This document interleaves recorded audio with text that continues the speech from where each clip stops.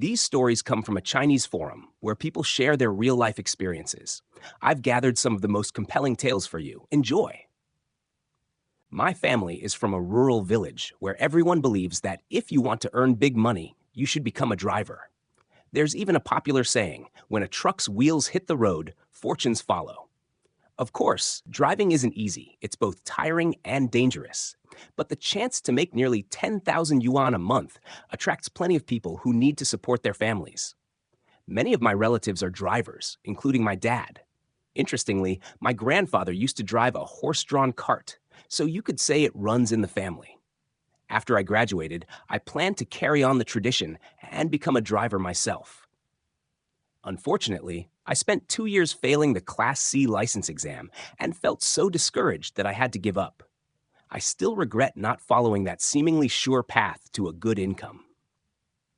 Every Lunar New Year, my dad and our relatives get together for a meal and talk about all things related to driving: where the pay is best, where the work is steady, which bosses are stingy and hold back wages, and so on.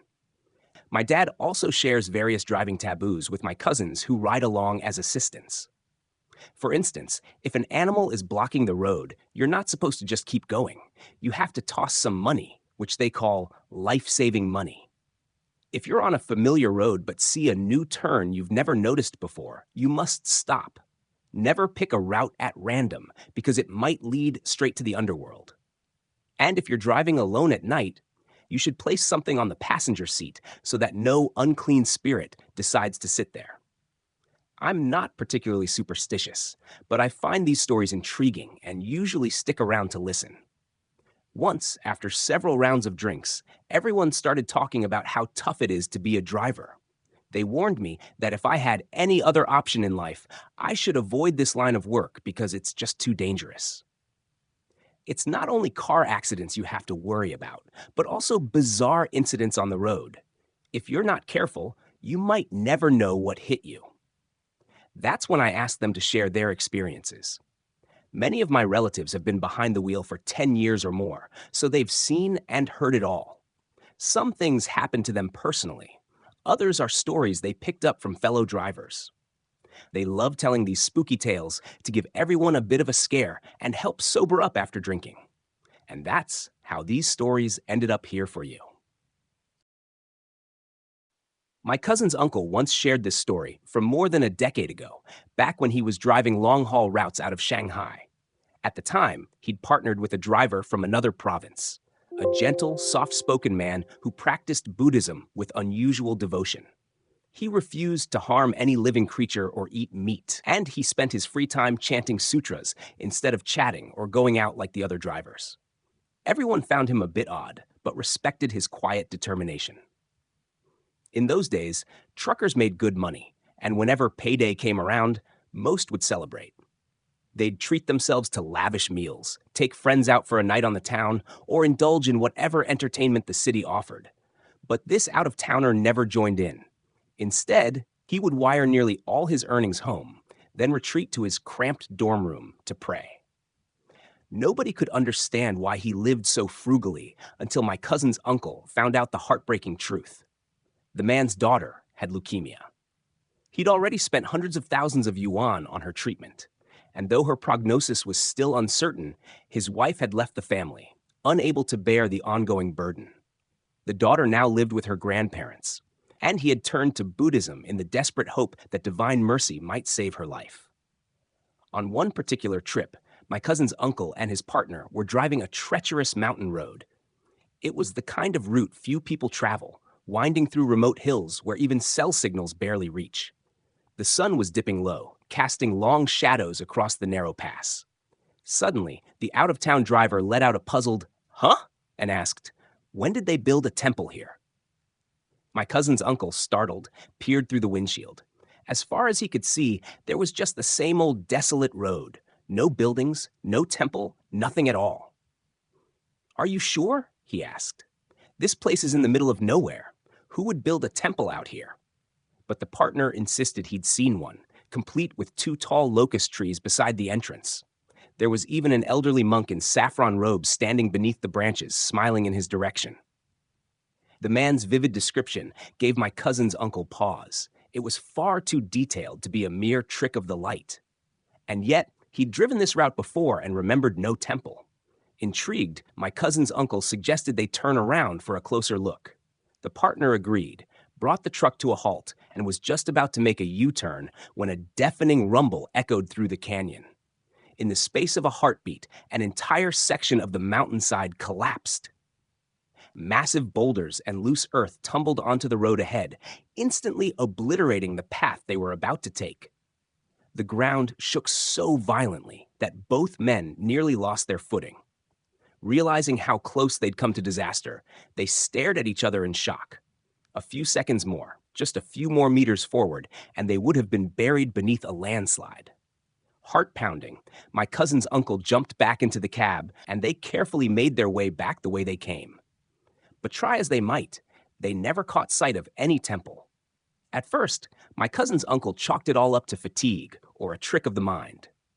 But the details kept haunting him. 2 locust trees, an old monk, a grin of unmistakable kindness. A few days later, his partner revealed something astonishing. He had looked into the history of that very spot. Centuries ago, records showed there once stood a temple known as Shuanghuai Temple, Double Locust Temple, named for the 2 locust trees that marked its entrance. In the Ming Dynasty, a renowned monk called Master Huiji had lived there. But by the Qing Dynasty, the temple had been torn down, leaving no trace. My cousin's uncle was awestruck. Could the man's unwavering faith have granted him a vision of this ancient temple and its guardian monk? The more he thought about it, the more convinced he became that they had been saved by something beyond human understanding. Not long after that close call, the out-of-town driver quit trucking and went back home to arrange a bone marrow transplant for his daughter. My cousin's uncle heard that her condition had improved, and he liked to believe that the Buddha had watched over them both, one father finding courage to save his child, and 2 truckers spared on a lonely stretch of mountain road by a long-vanished temple and its kind old monk. The second story comes from a close childhood friend of mine. We grew up together, and after finishing junior high, he went straight into trucking with his father. Before long, the 2 pooled their savings to buy a cargo truck, hauling goods and earning a tidy sum of 20,000 to 30,000 yuan a month, impressive for anyone in that line of work. About 5 years ago, soon after they'd bought the vehicle, his father was laid up with a severe stomach illness, forcing my friend to run deliveries on his own. One night, while driving through a remote mountain pass in Guangxi, he noticed someone standing on the side of the road, waving frantically. It was late, the area deserted, and he hesitated, fearing a setup. But as he drew closer, he saw a refined-looking man in gold-rimmed glasses, with a woman and a small girl behind him, seemingly a family. Relieved by their harmless appearance, my friend pulled over to offer help. The man politely explained that their car had broken down ahead, and he asked if my friend could take a look. Being handy with basic repairs, my friend agreed, grabbed his tools, and followed them. After winding down a path that seemed longer than expected, they reached a small sedan with a crumpled hood, clearly a wrecked vehicle from a serious accident. Astonishingly, these 3 people appeared unhurt. Alarm bells went off in my friend's mind. How could they have survived such a devastating crash unscathed?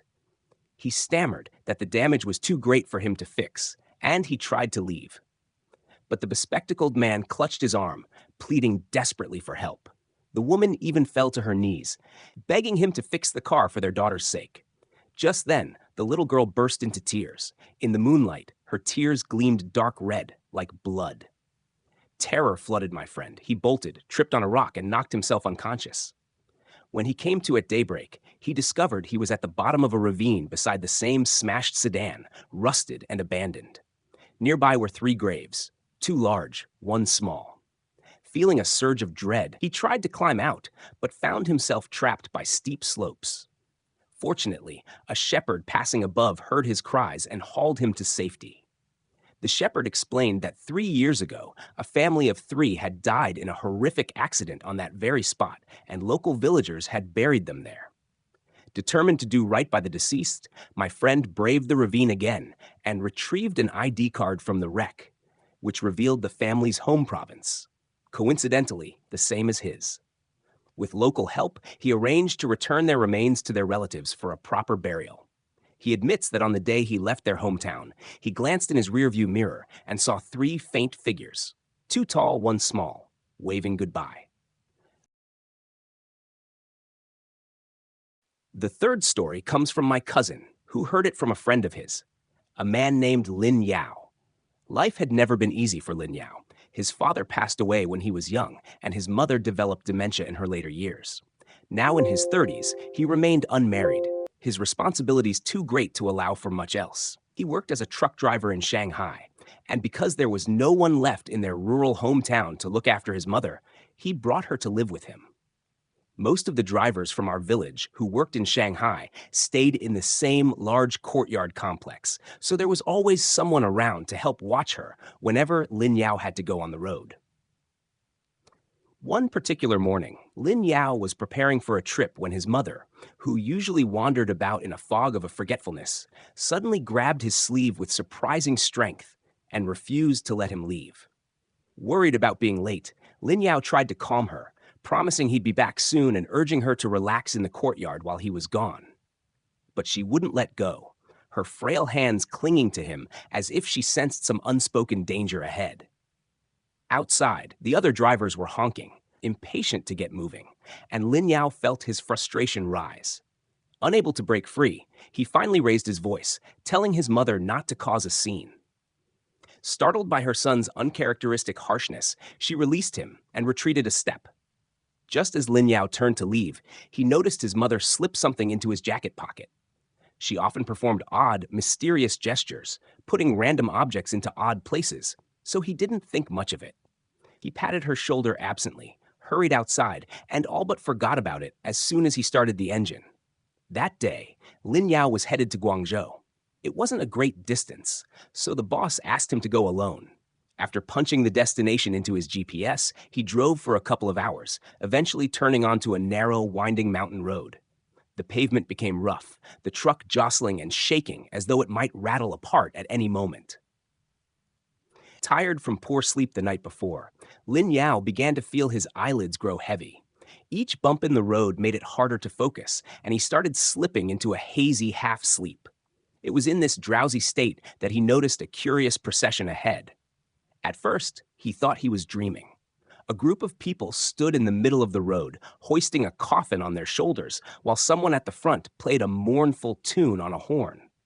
Others scattered paper money, which fluttered around them like leaves in an autumn wind. It appeared to be a funeral, yet the faces of those in the procession were anything but sorrowful.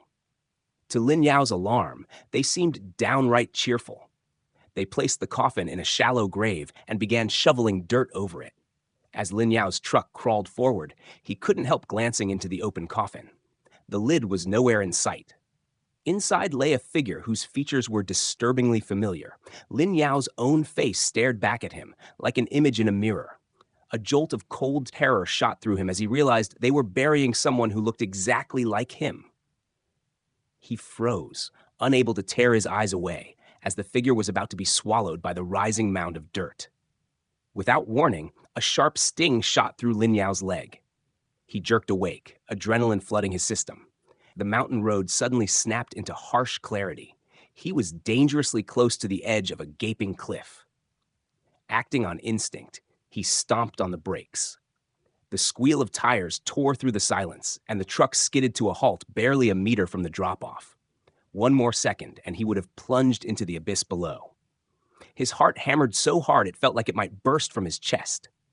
In the eerie stillness that followed, Lin Yao realized the pain in his leg hadn't gone away. Rubbing the spot, he noticed a small object in his pocket, a single sewing needle. Understanding dawned on him. The mysterious item his mother had slipped into his jacket before he left was this needle. Its sudden prick had jolted him out of his nightmare, and very likely saved his life. Shaken to the core, Lin Yao sat there in stunned silence. The funeral procession was gone, leaving behind only the wind and the distant sound of his idling engine. He wondered if what he saw had been a hallucination, a premonition, or something else entirely. But one thing was certain. His frail, dementia-stricken mother, in her own inexplicable way, had protected him. Lin Yao later told my cousin that ever since this incident, he made sure to look more closely after his mother, no matter how confused she seemed. After all, on that fateful day, it was her final, desperate gesture that brought him safely back from the brink.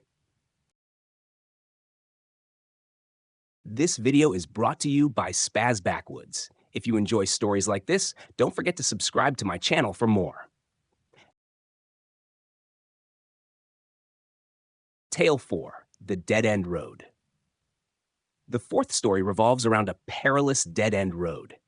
It was recounted by Uncle Jia, a neighbor who used to run a successful general store in the village, selling household goods. Though he wasn't a driver by profession, his earnings from the store were no less than those of someone behind the wheel. Uncle Jia recalled an incident from over a decade ago when he had been newly married. His mother-in-law was battling a brain tumor, requiring frequent trips to the provincial hospital for treatment. Since the family owned a car, his wife often insisted that he drive them there. One such trip occurred on a day when they left the hospital later than expected, and dusk was already settling in.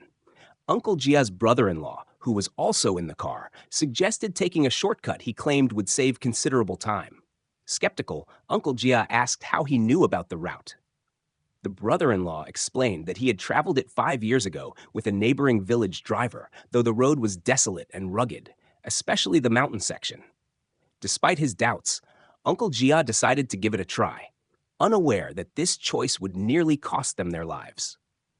Under his brother-in-law's guidance, the car turned onto a dilapidated road, eerily quiet with not a single vehicle in sight.